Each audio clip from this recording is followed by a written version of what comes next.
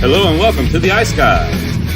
This is the show that takes you into the world of the National Hockey League. Every game, every day, from a betting perspective. With pro sports handicappers, Ian Cameron, Alex B. Smith, and various guests from the world of hockey and sports betting.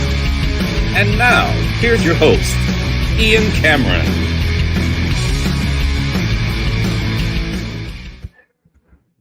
Welcome to the Ice Guys for Monday, December 2030, and Cameron, a solo mission for our final show before the Christmas break. And again, this is the final day of NHL action before the Christmas break, and we have ourselves a whopping 13-game slate on tap to take us into the Christmas break. A reminder, we will be back Friday at 2 p.m. Eastern Time with our first Ice Guys show following the Christmas break, which is when the NHL resumes their schedule, following the next 3 days off. So Friday, 2 p.m. Eastern will be our next show. And a reminder, we'll be off, obviously, Tuesday, Wednesday, Thursday this week. We'll also be off on New Year's Day, Wednesday, January 1st. There's only one game that day, which is Devils Kings. We'll tack that onto the New Year's Eve show. So that's basically going to be our holiday schedule moving forward. We're going to rip quickly through yesterday's recap. The Rangers' woes, well, they did beat Dallas, but I was worried if they could follow it up. They could not follow it up, and that continues to be an issue for the Rangers. The few wins they've gotten, they have not been able to string them together, and they fall to the Carolina Hurricanes 3-1 yesterday. The Florida Panthers get it done for me, for Alex. A lot of us like Florida. 4-2. We get the first period over. We only get the push with the full game over. Kind of disappointing because that game was, 3-2 early in the third. We only got the empty net goal for Florida after that. Washington was a great situational spot. Not much more to say than that. Kind of wanted to fade the Los Angeles Kings, the final game of that very long road trip in the East. Team wanting to get back home to California. They didn't play that bad. Don't know if it was Washington's best, but certainly was enough for them to get the win. Like I said, pretty tough spot for LA. We cashed in with Washington there in that game, -1 and the regulation split. We got it done with the Capitals there in that 3-1 win. Colorado adds to the misery for Seattle. Just a brutal stretch for the Kraken going into the Christmas break. Consecutive game losing streak with the 5-2 Colorado win. That was a nice game for me. Sweep with the over by Fecta and the Avs team total. So good to see that. Ottawa, bad news for them. They lose to the Edmonton Oilers, and they lose Linus Ullmark, who has been the heartbeat of the team and been the catalyst for this great run that they have put together. And all of a sudden, we see him out with the upper body injury. It's apparently not serious. Travis Green said it was more precautionary than anything. So I guess the good news for Ottawa, and certainly a relief if you're a Senators fan, is it doesn't sound like it's going to be a long-term injury for Linus Ullmark. It does sound like it's going to be something that's he's going to be able to get back on the ice maybe just right after the break. Just, get him out of there, give him the break to basically recover and see if he's going to be able to return for Ottawa. But certainly tough to see him go out considering how well he's played. He's been just spectacular. Merrillainen had to come into the game in relief yesterday, and the Oilers get a 3-1 win. Still a terrific road trip overall for the Ottawa Senators. It was just exactly what they were aiming for when they talked going into it about how important it was, and they certainly followed it up with a very solid showing on that road trip. All right, that's enough of yesterday because we've got a time crunch on our hands. We've got about 50 minutes of showtime before, because I have a show, as you know, on Mondays right after this, and that's why the show on Mondays is noon Eastern until the new year. I have the college football show with Connor Mack after this. So we got about 45, 50 minutes to get through 13 games. So let's get our track shoes on. We're going to keep a blistering pace, and we are going to begin with the New York Rangers and the New Jersey Devils. We've got the Devils -240 home favorites, 6 the total here in this game. I mean, certainly New Jersey taking money. They're playing great. I think what's worth talking about with New Jersey is they're playing as good as they've ever played in years defensively. They've held 4 of their last 5 opponents. In their victories, they've held every opponent in their last 4 wins to 1 goal or less. LA, Chicago, St. Louis, Pittsburgh. Now you can quibble about the quality of the opponent. I get that. But they've played very well defensively, and they've really kept the shot counts down. Only one team in the last 6 games has hit the 20 shots on goal plateau against New Jersey. So New Jersey's really playing a solid brand of team defense right now. There's no question. For me, you look at this Rangers team, 3-1 loss to the Carolina Hurricanes. Earlier this year, they played the one time in December, a 5-1 win for the New Jersey Devils. I don't do this very often, but this is not a big bet. It's just something small here in the early game. I got a better price because certainly there's been some movement with this, but a rare puck line for me with New Jersey here. -1.5, plus 105, plus 110 is the current price with that. New Jersey, when they win by multiple goals. They had the 5-1 win against the Rangers at MSG.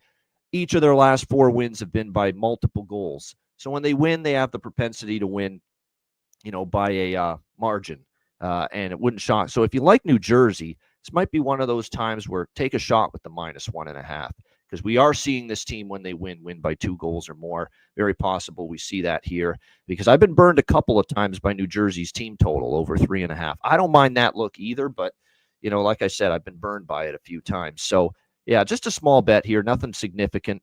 Devils puck line here -1.5. Markstrom and Quick going to be your goaltenders here. Of course, Matt Rempe suspended 8 games. I should have brought that up, but I'm not shocked. I'm not shocked. I mean, this is a guy now that, and the damning stat for Matt Rempe of that hit on Miro Heiskanen is 22 games played in the NHL and now 12 games suspended. So he's almost, he's basically over half of the games he's played in the NHL, he's been suspended. So that tells you all you need to know. The NHL knows that even in his very small sample size at the NHL level, Matt Rempe has made some dubious decisions on the ice as far as how to hit somebody, when to hit somebody. And we saw it again against Miro Heiskanen in Dallas. And it was basically the Department of Player Safety bringing the hammer down, saying, you better cut this nonsense out, kid, or else, you're going to end up paying the price for it, and maybe the suspensions are going to be even longer. It's just a dumb decision it was to do that, and to leave his feet to hit Miro Heiskanen in that game. That's what made it look even worse. It's too reckless. There's no question, and I think definitely the Department of Player Safety noted that there's been a couple of incidents now, and he ended up giving him a strong 8-game suspension there for that hit on Miro Heiskanen. So that's about it for me here as far as this game. We'll move on to Winnipeg, Toronto. This is the second afternoon game. There are only 2 afternoon games. This is the other one. This is an afternoon game because the Leafs like to do this next generation home game, a weekday afternoon game where the kids, come out and families bring their kids out. They've done this for a few years now. That's what this is. That's why it's an early start. 2 p.m. Eastern. We've got the Leafs -115, home favorites, 5.5 the total in this game. Winnipeg, a beatdown 5-0 over the Minnesota Wild on Saturday night. Very impressive for the Jets. They've won 3 of their last 4 games. Now they'll go on the road here where they have a pretty solid record, 12-7. Leafs still one of the better home records in the NHL at 14-5, but that took a hit with the 6-3 loss to the New York Islanders. 4 straight overs for Toronto. We'll see if that continues. Winnipeg, on the other hand, 6-3-1 to the under in their last 10 games. I think for the Leafs, look, they weren't happy with the way they started the game against the New York Islanders. I think that was pretty evident. The back-to-back spot. Obviously, a rested Islanders team that was coming off a shutout loss, and they kind of put it, to the Toronto Maple Leafs in that game. We'll see if that carries over here to this game. Joe Woll should be in net, but I have not seen that confirmed as of yet. There was some speculation going on that maybe, just maybe, Matt Murray gets this nod, but no, it is official. It is Joseph Woll. Austin Matthews, I guess the interesting news with him is that, well, you know what, kind of another setback for him over the weekend. He missed the Islander game due to injury, and he's going to be out at least through the Christmas break, and they'll reevaluate, see where he's at. They say he re-aggravated the injury he had in the game Friday night against Buffalo. So we'll have to wait and see on him. Now, we have to remember that Toronto, now they did lose against the Islanders without Austin Matthews, but I know the overall record for Toronto without Austin Matthews has been very strong. It's been a team that has certainly shown the ability to be able to win games without their captain. And it's been a pretty strong run for them. I wish I could say I love something in this game, guys. That's not the case. I could maybe lean to the draw, because I expect a close competitive game. I don't want to fade Toronto coming off that kind of home loss. I don't on home ice again, where they've been very strong. I believe they've got a winning record in these next gen games where the kids come out to support them. So that's something you want to factor in here. At the same point in time, I don't know if I want to fade Winnipeg, because guess who handed the Jets the first loss of the season for them? Remember, they were going through that incredible start to the year, undefeated. Well, guess who served them their first loss? That's right, Toronto did in Winnipeg earlier this season. So, that might be in the back of the recesses of the mind of the Winnipeg Jets here going into this game. Certainly like their form. There's no doubt. Yeah, it's just it's not a great spot for me to want to bet against the Leafs after a dud at home. And we've seen the Leafs, off a loss. They've been pretty strong. And I don't know if I want to go against Winnipeg in their form and knowing that, hey, this is a Toronto team that beat us, that handed us our first loss of the season way back when. So the game I'm passing on, just a small lean to the draw here, really, in this game. I'm not passing on props. Now, again, they're not going to score every game, but we have talked for several days now, several games with the Leafs about this great line that has been put together by Craig Berube, McMahon, Domi, and Robertson. Riding those three guys is not a bad look. It looks like, by the way, Matthew Nyes might be getting more opportunity here on the power play, so maybe he's worth a look. Pat Chiaretti playing with Tavares and Nylander, at least as of the current line combination, so maybe something to look at there as far as that's concerned. Nikolai Ehlers has been great since coming back. I don't fault anyone for looking in his direction as far as player props. That line with Nemesnikov, Perfetti, and Ehlers has been quite good for them of late. And when they have those guys going, and you add that into the Connor Scheifele-Velarde trio, you suddenly have a formidable top six there if you're the Winnipeg Jets. All right, next up, we've got Montreal and Columbus. Rest of the games, by the way, are at night. We've got Columbus minus 135, home favorites, 6.5 the total, shaded to the under here in this game. We've got, obviously, Columbus coming off the heartbreaker against Philadelphia, where they had a nice 4-2 lead at one point, could not bring that game home to the win column. They lose 5-4 in overtime. Montreal now 3 straight wins, back-to-back wins against Detroit, the other win against Buffalo. So you can kind of quibble about the quality of the competition, but is Columbus a huge step up from the Sabres and the Red Wings? I don't know. Not much, maybe a little. But one thing that can't be denied is 7 straight wins for the Montreal Canadiens over this Columbus Blue Jackets team. They have owned this series. There's no denying that. I really like what I'm seeing right now from the Habs. Their offense is lethal. The power play is lethal. And what you can't like for Columbus right now is their penalty kill. It's in the 70 percentile. That's not what you want to see for a penalty kill against a power play that when you put Suzuki on it and Laine on it, and obviously Lane Hutson's great play with the puck, it becomes very dangerous, to look at facing this Montreal power play with what they've been doing lately.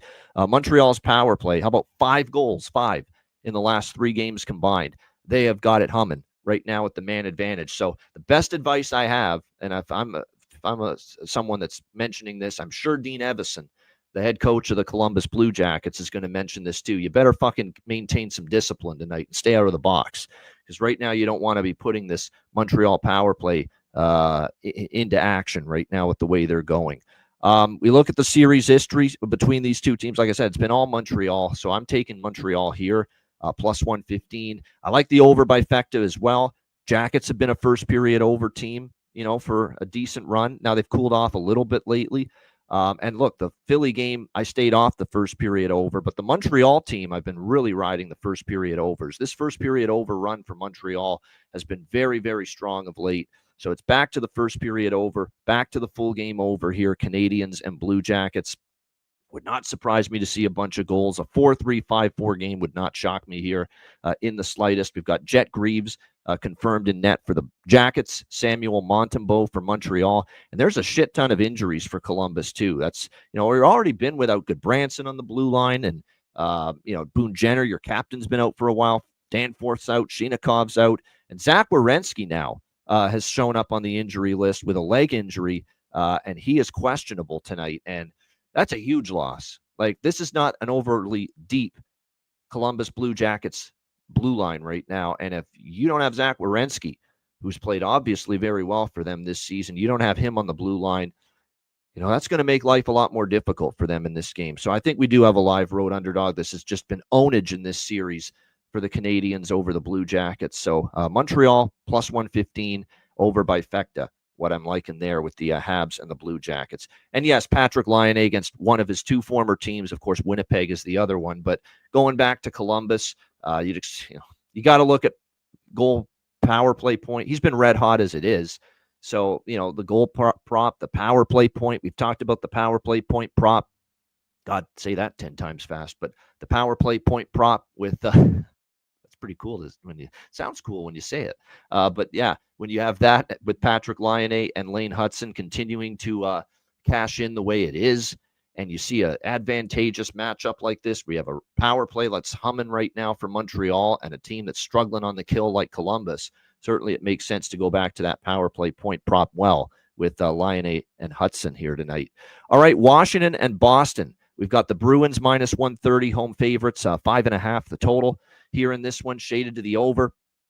We've got to give Jonathan Davis some props for this because he's the one that mentioned this to me, and I'm looking at it right now. Here it is in the it's basically a trend with Washington and their games flying over the total on a back-to-back. And here it is, Washington Capitals games this year, second of a back-to-back, which is the case. They obviously played at home against Los Angeles yesterday, the 3-1 win. And what I like about this angle and about this even more is that they're coming off a low-scoring kind of low-event game yesterday against the Kings. But the Capitals on the second night of a back-to-back this year, the goals in those games, total goals, 9, 6, 9, 8, 11, 6, 5. One of those games ended up with less than 6. So we have seen a distinct pattern here with the Washington Capitals really playing high-scoring games on the second night of a back-to-back. I'm going to take it here, over 5.5. A little bit on the first period over, too, because we talked about the Bruins have been a pretty good first period over team of late. This is an over by Fecta for me as well. I mean, it's hard to ignore that. All those games for Washington playing on the second night of a back-to-back that have had just a ton of goals, just a ton of goals. And, so we'll see if that happens. Now, we do have series history kind of going against this, where Washington and Boston, as far as unders, have played 3 straight head-to-head, 2-0, 3-2, 3-0. So we're kind of going heads up against some series history. Washington's gone under in 4 straight as well. 4 straight Caps games have gone under the total as well. But this is pretty hard to ignore, that for whether it's fatigue, and I think that's what it is. It must be fatigue factor. It must be, just you're a little bit sloppy when you've played a lot of hockey in a short period of time. That's what explains why sometimes teams on a back-to-back trend to playing overs and higher scoring games, no question. So I think it's worth a look here. The over 1.5, over 5.5, over by Fecta here. I mean, with Washington, again, all these games that have had 8, 9, 6, there was one game with 11 goals in it for Washington on the second of a back-to-back. So that's all for me really in this game is the over by Fecta. I certainly don't want to lay anything. I think Washington's still the better team. I would lean to the Capitals here, but on a back-to-back, Bruins, have been playing better hockey lately. They're 7-3 in their last 10 games. They start the homestand with a 3-1 win against Buffalo. It's definitely a rest advantage as well for the Bruins after playing Buffalo on Saturday. And they've got, of course, the Capitals coming in here after playing on Sunday, and it's 3rd and 4 nights as well for the Caps. So I lean Caps, but I'm probably just going to stick to the over by Fecta here with Washington and Boston. And it looks like, by the way, the goaltending battle here in this game with Washington and Boston, Swayman confirmed for the Bruins, Charlie Lindgren for the Capitals.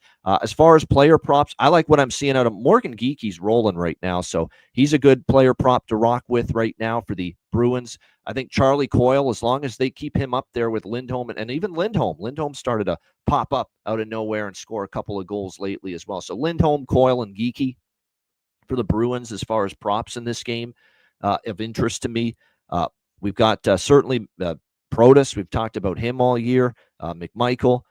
Jacob Braun is someone to watch for. Streaky motherfucker, this guy, Jacob Braun. He is absolutely one of those guys that can go 20 games with 1 goal or 10 games without a goal. And then he gets like 6 goals in 6 games, 7 goals in 8 games, 10 goals in 9 games type of deal. That's the kind of player he has historically been. Jacob Vrana in his career. And don't look now. He's got goals in back-to-back games now for the Washington Capitals. So Jacob Vrana, someone maybe to keep an eye on here for Washington to look for as far as goal scoring in this game tonight against Boston. All right, we continue to roll along. I like this pace. We've got St. Louis and Detroit. We've got the Red Wings here, minus 115 home favorites. Total in this one sitting at 5.5, shaded to the over. I really like how this situational spot sets up for St. Louis. They have struggled. They have certainly cooled off in the last few games under Monty. There's no question. But what I like about this is last game before Christmas, they're on the road. What else have they got to do but, come to work, play a hockey game, and look, they faced a pretty tough schedule too. Like they are 1 and 5 in their last 6 games. Look at the schedule for St. Louis. The losses were to Dallas, the New Jersey Devils, Tampa Bay, Florida. I mean, there's not a single bad loss in that mix for the St. Louis Blues. That's a very tough schedule. Meanwhile, you look at Detroit. They're just coming off back-to-back losses, back-to-back, quite honestly, horrific performances defensively against the Montreal Canadiens. Outscored 9-4 in those 2 games by the Montreal Canadiens. I love how this situational spot sets up for the road team here, St. Louis. It's a winnable game. It's a struggling Detroit team. They can't keep the puck out of their own net. Something's got to give here. St. Louis can't score. They've scored 1 goal exactly in each of their last 4 losses, but those are good, again, great competition in all those games. Stars, Devils, Lightning, Panthers, not a single bad loss in the mix for St. Louis. This is a big step down in class for St. Louis. I think they take advantage of it. I like them at around even money here, minus 105. St. Louis to get the job done here against this struggling Detroit team. Cam Talbot will be in net. Not that matters. Not that, there's a huge difference right now between Talbot and Lyon. And we see, again, the struggles are starting to reoccur here for Cam Talbot. He has now lost 3 straight starts for the Detroit Red Wings. Not what you want to see for him going into this game. So, like I said, St. Louis for me is worth a look here. This is the right time to get back in on St. Louis here. Minus 105. Detroit playing absolutely zero defense right now, struggling at that end of the ice. We'll see how it goes. Jake Neighbors, by the way, game time decision for the Blues due to injury. As far as props go, this might be the day to jump back in for my old friend Dylan Holloway. He's been quiet lately. But again, a lot of his damage was done on that road trip. A lot of his goals have been on the road. And remember, a lot of the road games lately have been these tough top flight opponents lately for St. Louis. So a good spot maybe for him to get rolling again. I mean, if you're going to bet anyone for the Detroit Red Wings to score a goal, Lucas Raymond's been, basically trying to carry this team on his back offensively. And we've talked about that quite a bit. So like I said, definitely a situation where I think the Blues can bounce back here after some tough losses, a little bit of a funk for them, but certainly schedule related. They have faced some good teams lately, and now they take a step down here tonight facing this struggling Detroit Red Wings team. All right, Battle of Pennsylvania, Keystone State rivalry game.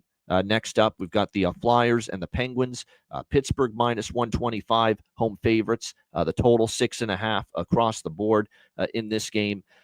Certainly, we've got our system play, and I made sure that I'm not going to screw up like I did on Saturday, not mentioning or forgetting that the Islanders and the Leafs was a system play the other night. I'm not going to make that mistake here. This is a system play. We've got Pittsburgh off a shutout loss to New Jersey, 3-0 on Saturday night, which means we got our over by Fecta in play here for this game. I think it's an over game anyway. Philadelphia can't keep the fucking puck out of the net right now. And I've talked about this. The goaltending doesn't matter who anymore. I like my guy. I liked him for a long time, Samuel Ersson. But as we've said, every game since he's been back from this injury, it has not looked like that same goalie. It's whether he needs time to get back into form or what it is. But, he's given up 4 goals or more in 3 of the 5 starts and at least 3 in all 5 of his starts since he's been back from that injury. So just hasn't been the same goalie for the Philadelphia Flyers, and it's hard to win when your goaltending struggling, and the defense is not helping him out either. I'm seeing some breakdowns. I'm seeing some odd man rushes being given up from the Flyers of late. That being said, they did beat Columbus 5-4 in overtime. Again, that's what they have to do at the moment. until one of their goaltenders settles down.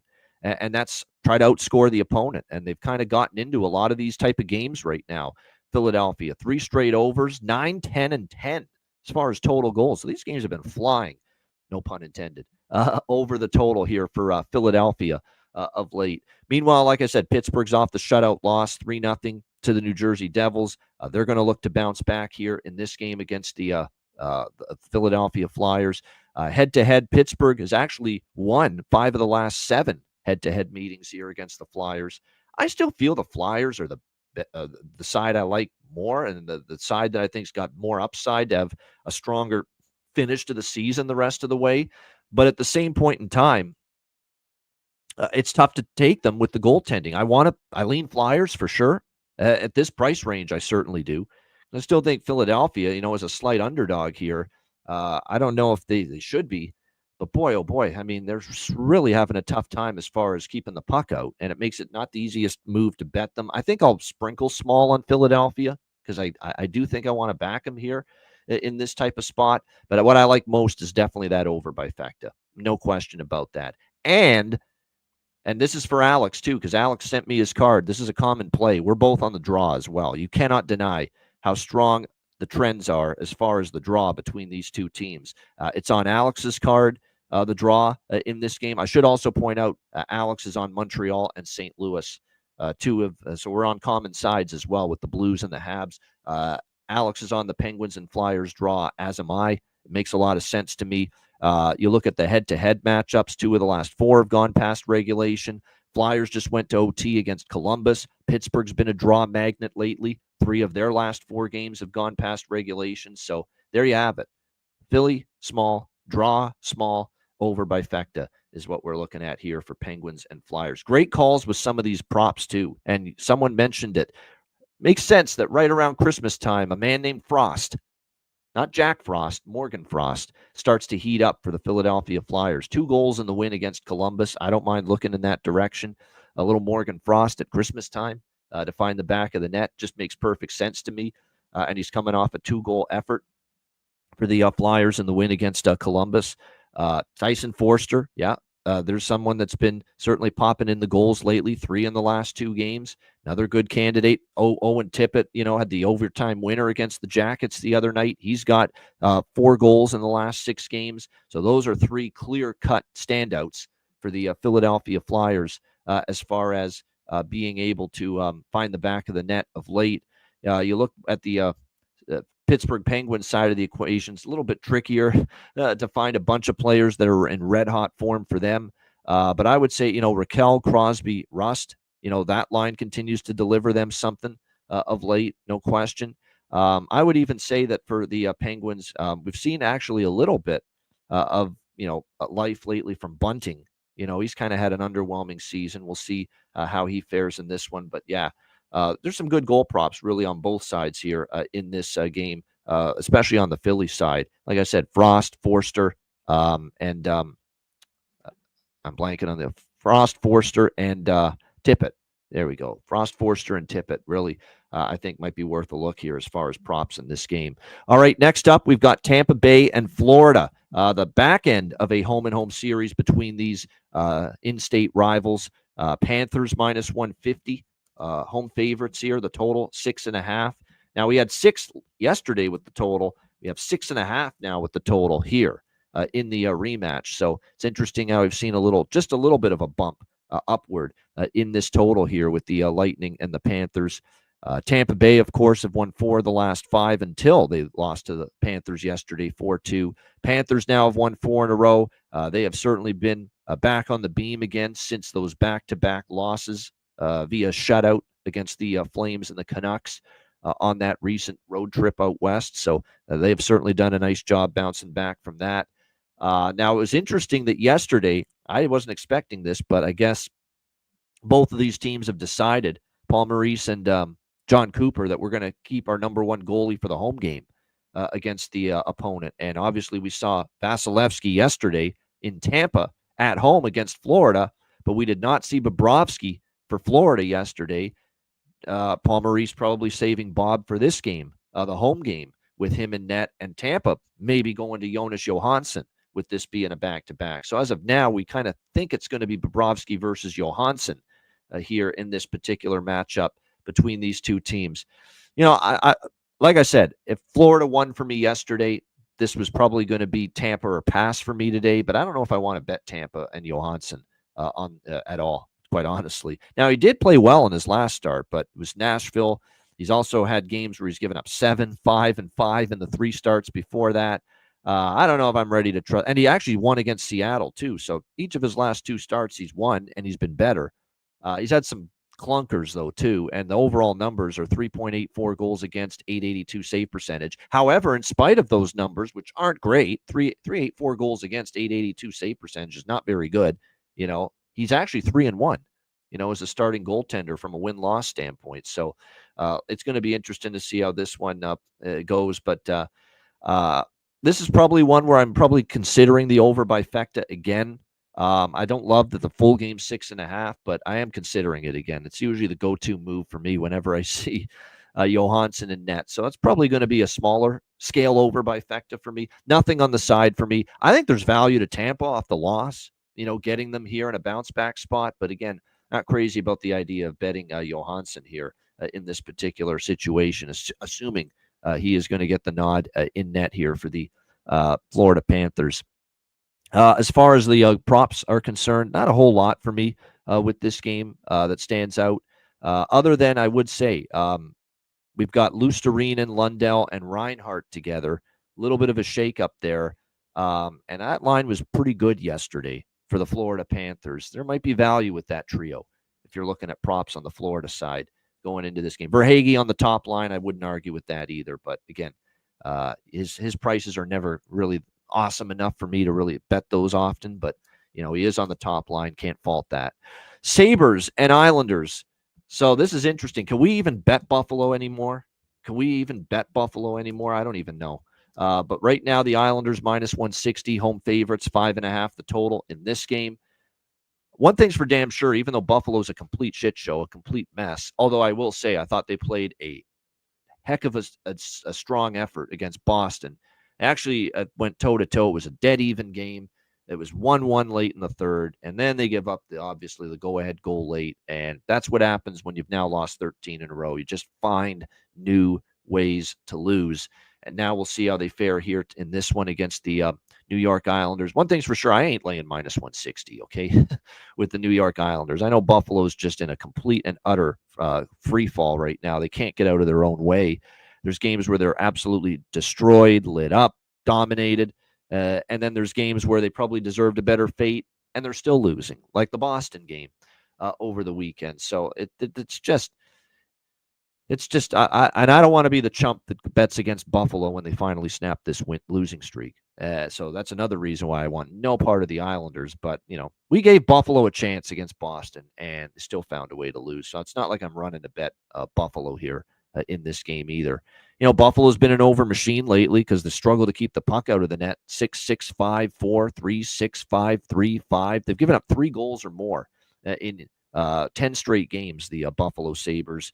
That's not exactly what you want to see. Can the Islanders do something about it? I will say this about the Islanders, and I know Toronto was horrible to start the game, so that played a role. But 6 goals for the Islanders. They've got almost everybody healthy again, which is great to see, including Anthony Duclair, who was a guy that was really producing early in the season. I like Anthony Duclair for a goal prop here. He's now gotten a game under his belt, since returning from injury for the Islanders. He got an assist in the win against the Leafs on Saturday. Duclair was certainly some props. I was definitely taking a bunch of props with him early in the year. Siplikov starting to heat up. Here's one, too, and he scored against Toronto. If he keeps playing with Barzal and Lee, there's going to be value, and that's Jean-Gabriel Pageau. He finally scored playing up there with Lee, the captain, and Matt Barzal against Toronto. So, again, J.G. Pageau probably has some good value as far as prop for this game and moving forward, as long as he stays up there with Barzal and Lee, Duclair, Siplikov. Those are the ones I'd maybe look at for props for the New York Islanders. For the Buffalo Sabres, Peterka, Cousins, and Quinn's been a little bit better for them lately. But again, this might be a game too. Rely on your veterans. Jason Zucker still playing with Thompson and Tuck.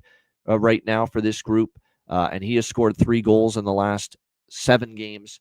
So there's definitely some Zucker value as far as the props go for this game. 5.5 with Buffalo seems low. So I'm going to grab the over, just the over 5.5. No first period, because the Islanders, other than the Toronto game was the system play.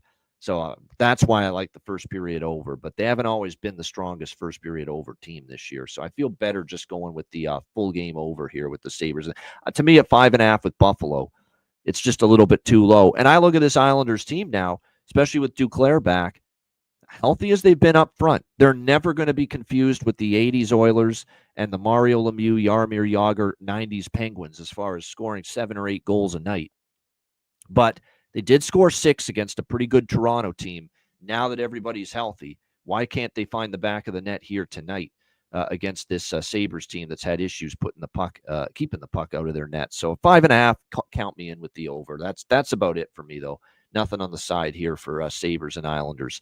All right, Chicago and Minnesota. We've got the Minnesota Wild, huge home favorites here, minus 210, minus 220 in some spots as home favorites, and the total 5.5. There's another system play. We got the Wild off the 5-0 shutout loss to the Winnipeg Jets Saturday night. Certainly will be looking to bounce back from an offensive standpoint following that game. Chicago, meanwhile, they get not blasted, but certainly were blasted defensively, and Peter Mrazek didn't look great in his return, had been out for a while. He's projected to be in net, but it's not confirmed yet.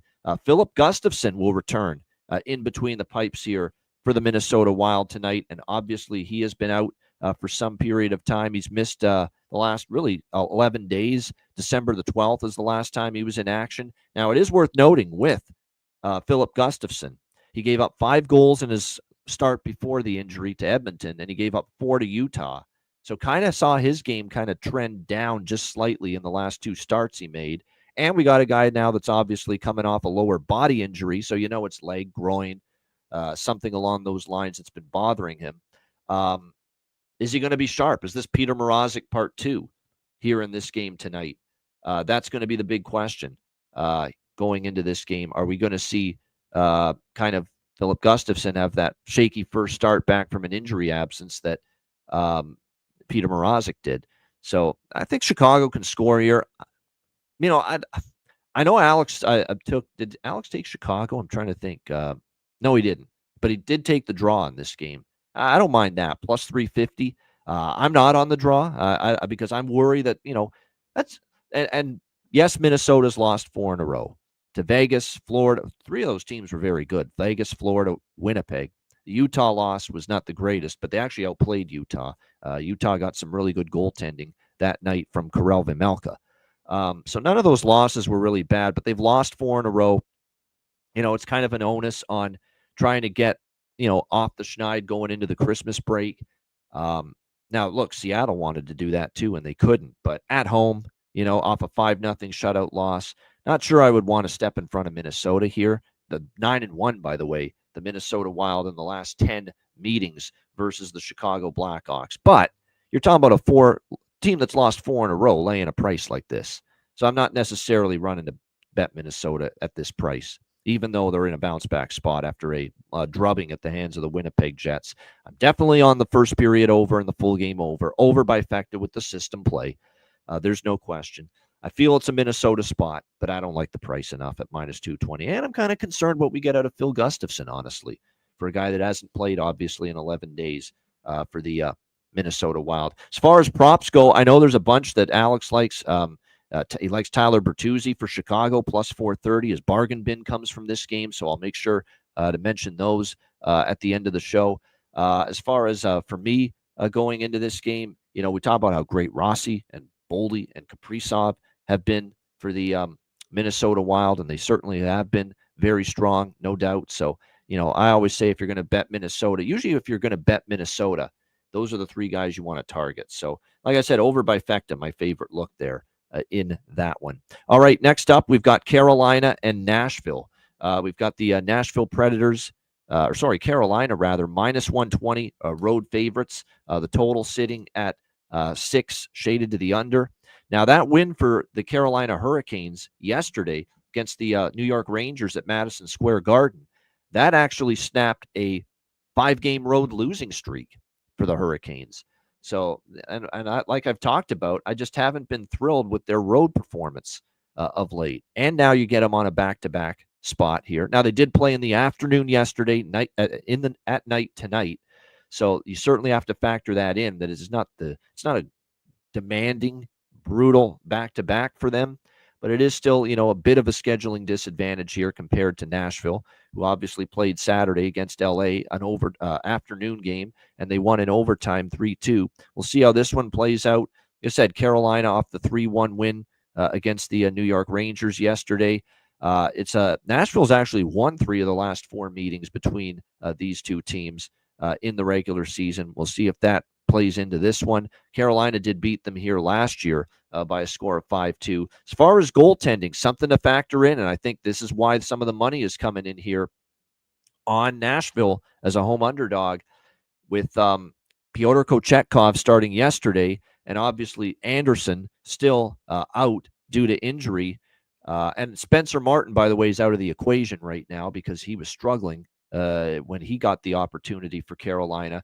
We could be looking here at Dustin Tokarski, or as Don Cherry once called him. He got this guy mixed up with the old referee Don Koharski. He called him Dustin Koharski. I remember one time on coaches' quarters.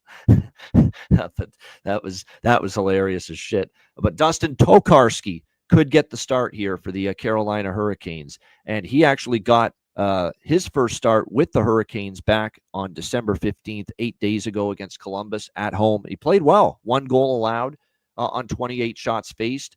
Very, very solid in net he was for the Carolina Hurricanes there. So, and then, by the way, that was his first win since 2023, January the 10th. So it had been a long time since Dustin Tokarski had notched a victory as a starting netminder in the NHL. So, this is one where I maybe sprinkle on the draw. There's not much more that I'm interested in here. Here we go again with Nashville. How many times do I have to beg this team to show me they can win 2 in a row? And here I am again. Can you win 2 in a row, Nashville? Can you do it? Are you capable of it? Every fucking time. They actually looked like they had 2 wins in a row right in the palm of their hands against Pittsburgh, because they were off the 2-0 win against the Rangers, and they had that game right there. They were up, 4-3 in the third period. And then, of course, Carlson ties it. Rust wins it in overtime. And again, this team has been completely and utterly unable to win 2 games in a row. But I don't know if I want to back Carolina on the road on a back-to-back with Tokarski in net. So that's why I lean draw. That's really all I'm interested in here when it comes to the Hurricanes and the Predators in this one. All right, next up, we've got 3 games left, San Jose and Vancouver. It's on Monday. It's only on Prime. Yep, this is your John Forsland Amazon Prime Monday Night Hockey game north of the border in Canada.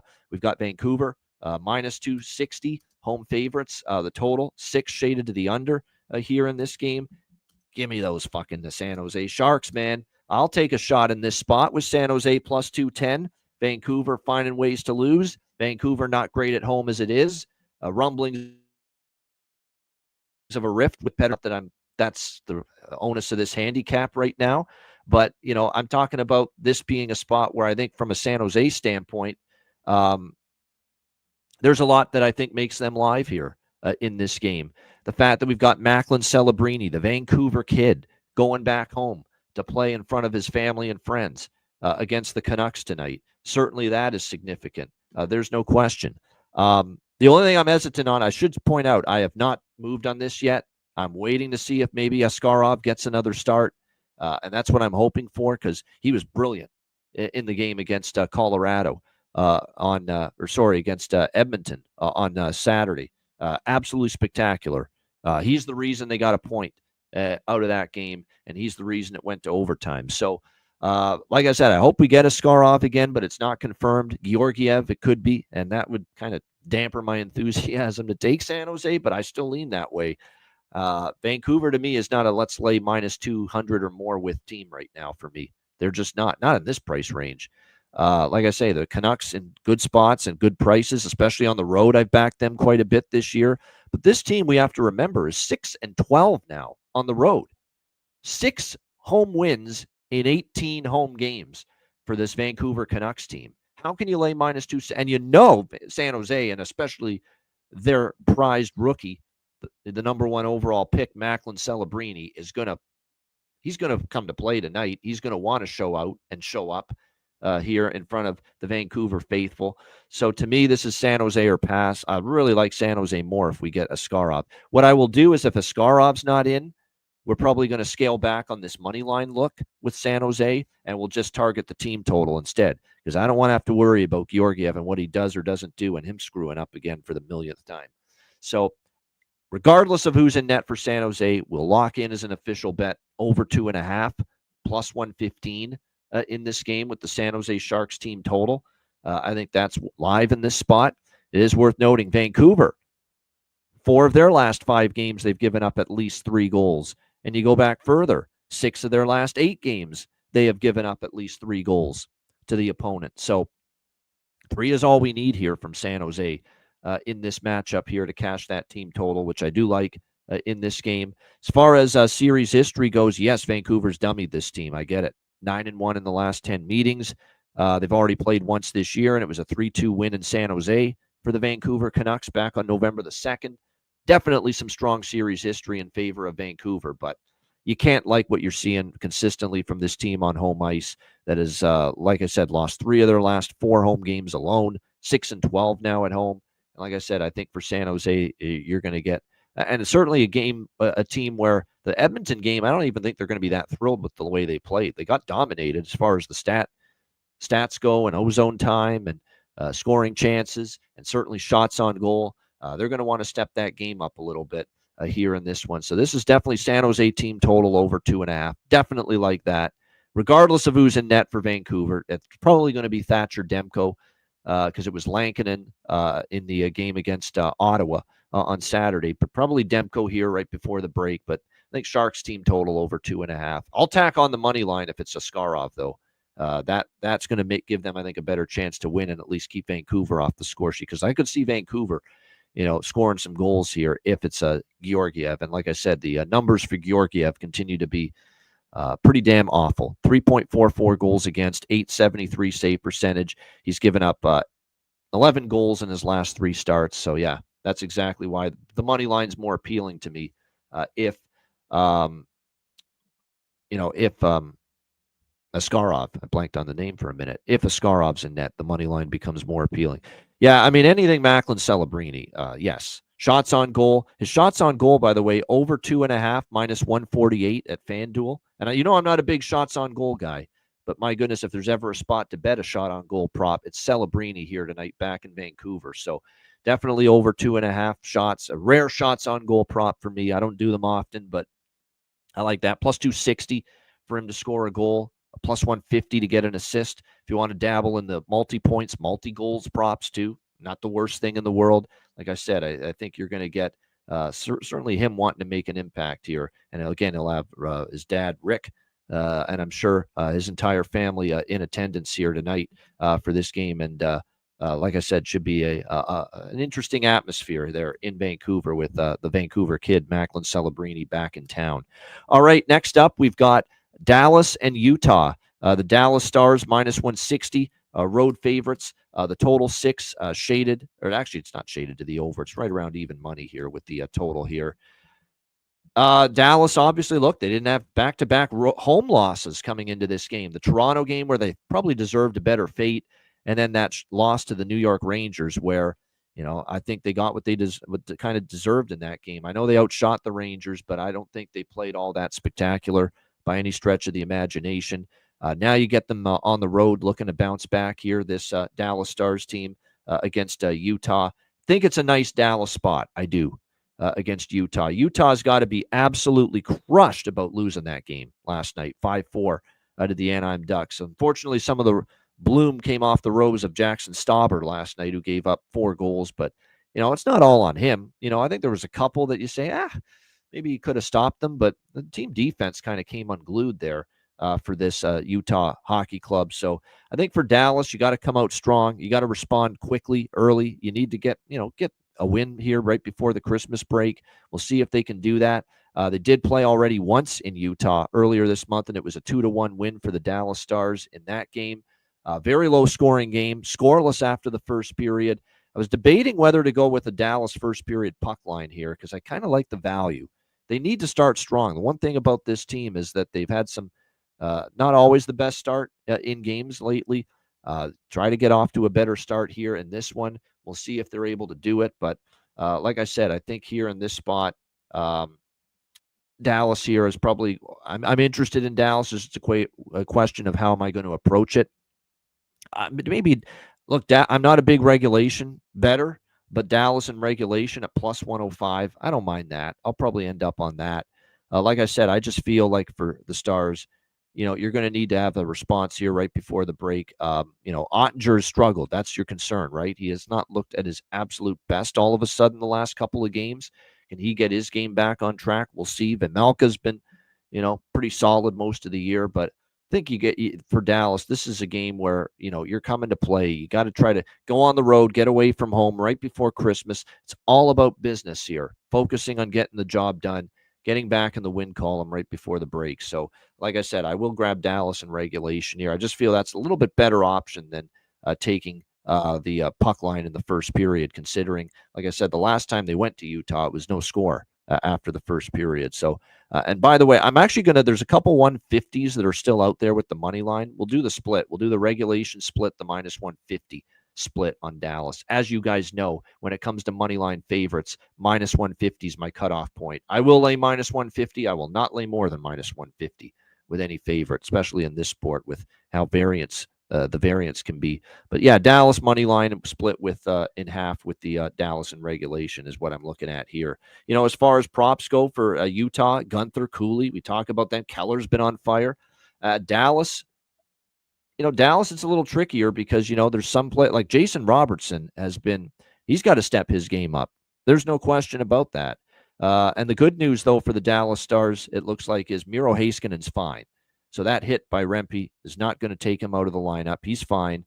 He's all right, and he'll be in the lineup here tonight for the Dallas Stars. Certainly a relief that no significant injury for him coming off that hit. All right, final game, Anaheim and Vegas. We've got the Vegas Golden Knights minus 340. Huge home favorites in this game. The total sitting at 6.5, shaded to the under.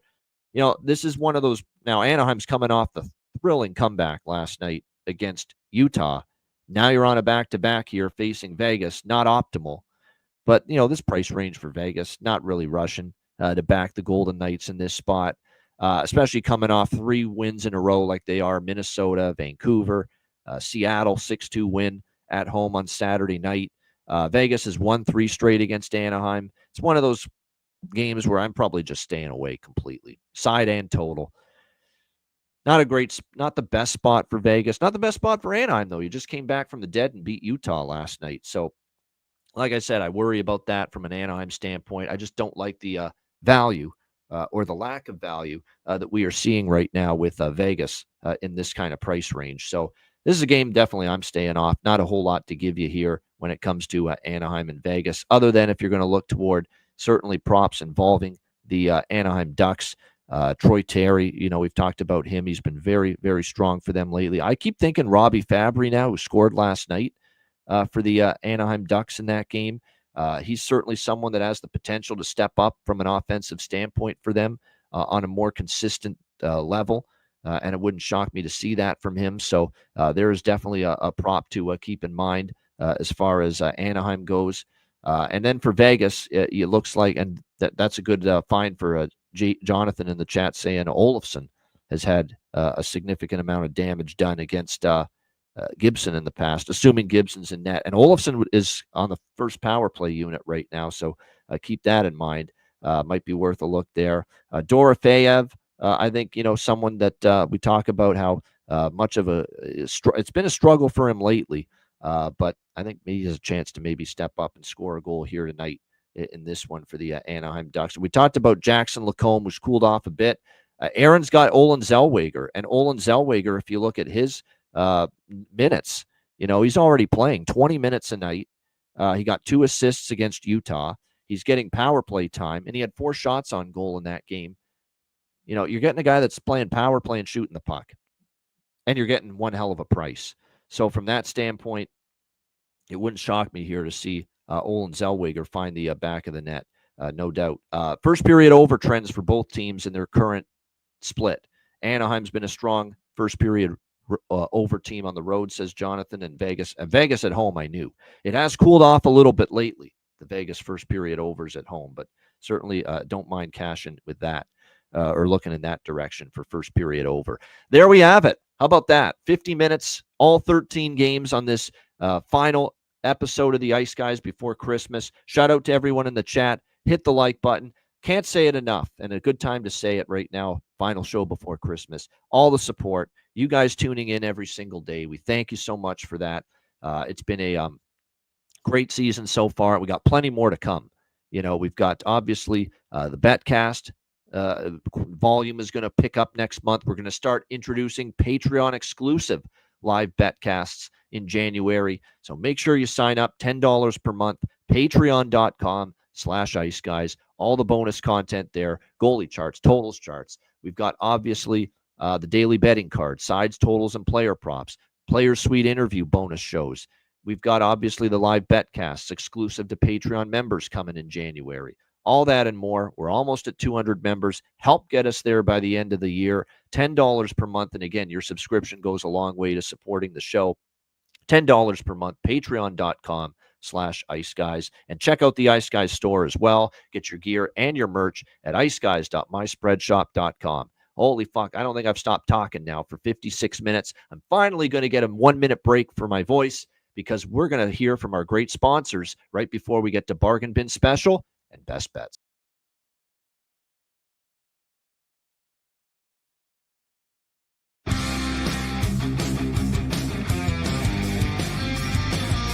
Support for the Ice Guys podcast is provided by Boston Hemp Incorporated, Manscaped, Power Play Sportsbook, Raise Your Game, Tailgaters Social, and a big thank you to all that subscribe to the Ice Guys Patreon page.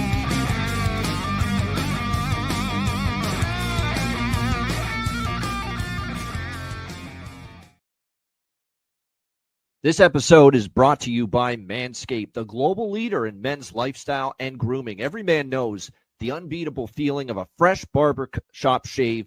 What if I told you that you no longer have to wait weeks or months between appointments to experience it? Introducing Manscaped's newest innovation, the Chairman Pro Electric Foil Shaver, the game-changing tool that brings the luxury of a professional shave right into your home.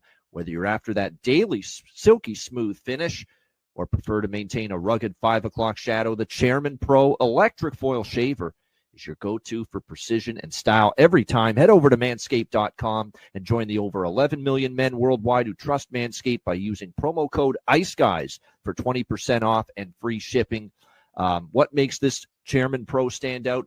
Versatility, precision. It comes with 2 interchangeable blade heads. You have the skin-safe foil, 4-blade foil for that close, smooth shave when you're looking to go completely clean. And if a clean shave isn't your style, that's okay. Switch to the skin-safe stubble trimmer to keep your stubble looking sharp and polished. Both heads are designed with skin-safe technology to help reduce razor burn and irritation. The last thing you need is to get nicks and cuts and all that shit to really irritate your skin.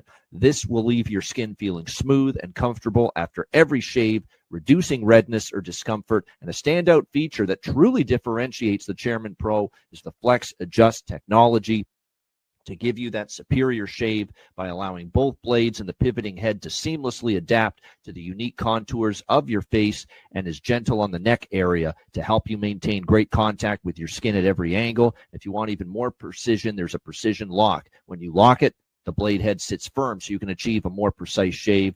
The Chairman is Pro is waterproof as well. You can use it in the shower. And the waterproof feature doesn't just make shaving easier, it also simplifies cleanup too. Just a quick rinse under the sink and you're all set. The Chairman Pro isn't just for daily shaves either. It's powerful enough to tackle up to 5-day growth. making it perfect, whether you're shaving every day or just tidying up after a few days. And up to 75 minutes of runtime on a single charge, you can take your time getting the perfect shave. It even has a travel lock to help make sure it doesn't accidentally turn on when you've got it in your bag when you're on the go. Get the Chairman Pro today. It is worth it, and experience a shave that is as smooth as you deserve. Get 20% off and free shipping with the promo code IceGuys at manscaped.com. That's 20% off and free shipping with the promo code IceGuys at manscaped.com.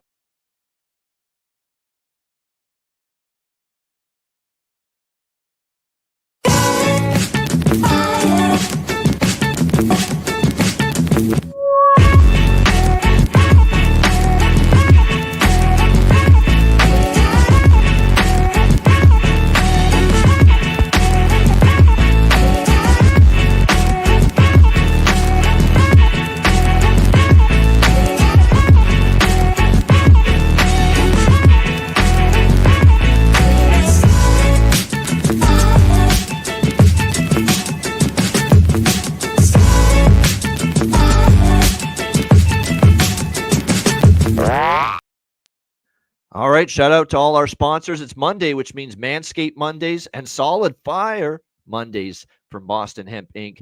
Boston Hemp Inc., our official daily show sponsor and Betcast sponsor. So make sure you check them out. 20% off all orders on the website using the promo code IceGuys at bostonhempinc.com. All right, bargain bin special of the night. Woo, it's a big slate. There's certainly a lot on the menu here. I'm going to go to the Sabres Islanders. I've talked myself into it. It's a great price, man. Plus 375, playing with Barzal and Lee. A little life to this team offensively. Jean, I should say, Gabriel Pajot for the New York Islanders. He scored against Toronto. If he plays with Barzal and Lee on the top line, and he's slated to once again, that's tremendous value against a Buffalo team. It's also factoring in who they're playing, the Buffalo Sabres, hemorrhaging goals at the defensive end during this brutal 13-game losing streak. So let's rock with that. J.G. Pajot, New York Islanders, plus 375 for my bargain bin special of the night. All right, best bets. Best bet, I should say, for this show. By the way, best bet for Alex, bargain bin special for Alex is Connor Bedard over 1.5 points, plus 390 for the Chicago Blackhawks. Alex's best bet is St. Louis, minus 105. St. Louis minus 105 for Alex with his best bet. I agree with that fully as well. It's not my best bet, but I agree with it fully. My best bet for this slate, I am going to go with, I just don't know of how this game is not going to end up being anything but a high-scoring affair between the Flyers and Penguins right now. Flyers having issues. Certainly at the defensive end of the ice. It's also the system play in effect with the Flyers and Penguins game with Pittsburgh off a shutout loss. Like I said, Philly trending to the over big time. The last time they played in Pittsburgh, it was 7-6 Penguins. We certainly saw a handful of goals in that game. So let's go with the Battle of Pennsylvania, the Keystone State rivalry. And actually, and you know what? We can give you a 6. There's actually over 6 in this game, minus 122 at Bet Rivers. Over 6 minus 122 at Bet Rivers. So we'll go with that. Shop around. They've got a 6. Couple books have 6s out there. If you don't like, if you can find it, grab the 6. Flyers, Penguins over 6 minus 122. We'll go with that for my best bet here for this Monday slate. That's a wrap for us. Merry Christmas, everybody. We appreciate you guys so much. Hit the like button. A reminder, the Ice Guys is live Tuesday to Friday, 2 p.m. Eastern, Saturday, Sunday, Monday, noon Eastern. If you can't watch the show live, download the podcast in all podcast platforms. I'm Ian Cameron. Have a great Monday. Enjoy the games and good luck. Merry Christmas to all, and to all, a good night.